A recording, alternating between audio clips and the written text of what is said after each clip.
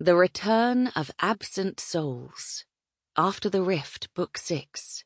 Written by C.J. Archer. Performed by Marian Hussey.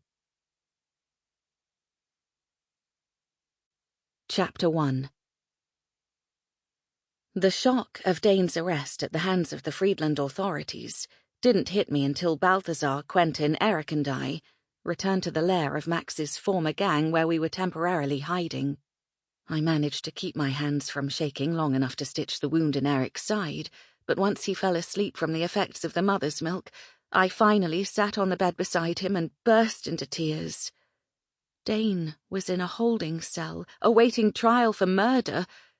The only way to free him was to use a magic wish. A wish we did not have. "What happened?" Kitty asked as she stroked Eric's forehead.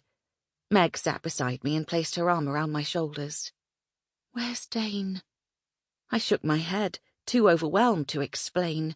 Besides, Jenny was there. She and Max's other friends didn't know about magic, and we wanted to keep it that way. Explaining what happened to Dane would mean revealing his memory loss and his past. "We were set upon by bandits in the street," Balthazar lied. "There was a fight, and Dane was arrested." Jenny arched her brows.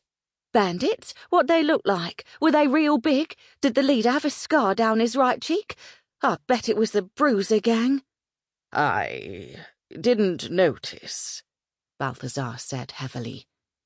Jenny waited, but Quentin and I didn't offer answers either. He was crying into Theodore's shoulder. With a click of her tongue, Jenny left to make us something to eat. "Where are Vance and the others?" Balthazar asked.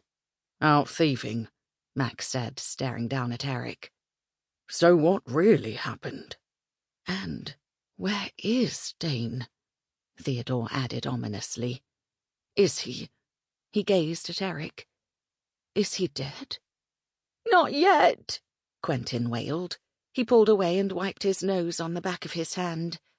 "He really did get arrested."